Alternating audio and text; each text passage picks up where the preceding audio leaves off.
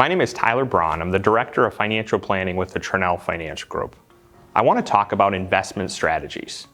And more specifically, one of the most underutilized investment strategies out there. Right? It's called dollar cost averaging. Right? You might see the acronym DCA, and that's dollar cost averaging. That's what it stands for. And a lot of times when we hear that term, people have heard of it before, but they don't fully understand how it works. So by definition, dollar cost averaging is just adding money periodically. So let's say, for example, you're working for an employer and you're adding to your 401k. So every pay period, or every 2 weeks in this example, you're putting in, let's say, $1,000, right? You're just putting it in, or $100, whatever the number is, and you're adding it into your account. Well, what you're doing is over time, you're purchasing at different points in the market. Sometimes the market's high and you're buying, sometimes the market is low. So for example, if you added that $1,000 and you were acquiring shares, let's say cost $10 per share, okay? And all of a sudden the market dipped, in the next pay period you were buying or putting that same $1,000 in and acquiring those same shares for $5 a share, right? What we have to look at, and what you just did, is you reduced your average share price of your purchase, right? So if you purchased at $10 per share and the next pay period you purchased at $5, what's your average share price? $7.50. All you have to do is get above $7.50 as the market increases and you're actually making a profit. You don't even have to get back to the $10 share price that you started with.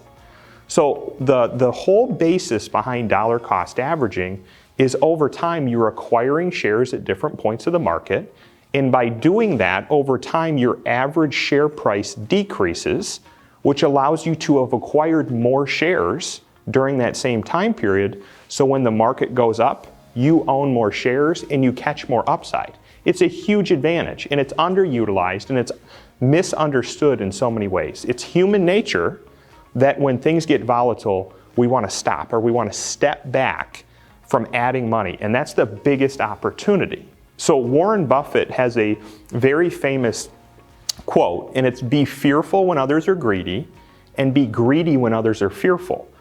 You know, typically people are most fearful when we see the most volatility, and that's the biggest opportunity that's out there. So dollar cost averaging, just as a reminder, right, is a strategy that allows you to continue to put money in periodically, right? So if you're adding to a 401k, if you're adding monthly, let's say to a Roth IRA, or even an after-tax account, right? Ultimately, that's allowing you to do these systematic purchases into the account to over time acquire more shares by reducing that average share price, so when the market goes up, you'll see bigger gains, right?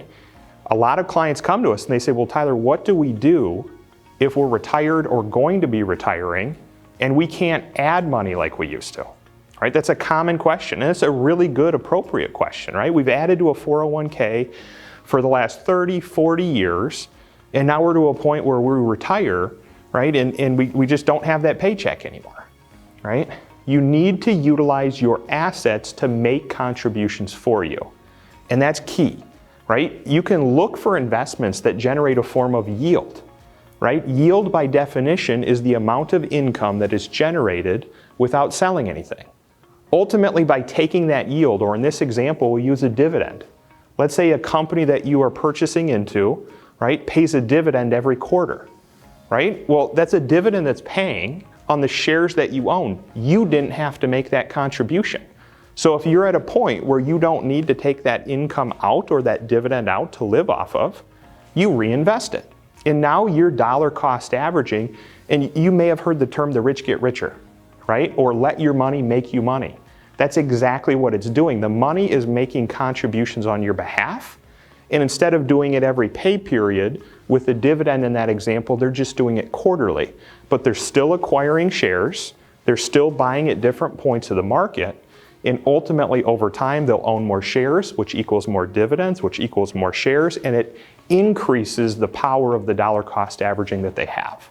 So dollar cost averaging is a great tool to utilize during volatile time periods. It's a great tool to utilize to increase net worth over time. And then number three, when we look at it, dollar cost averaging is a tool that you can just set in the background and just continue to contribute to, right?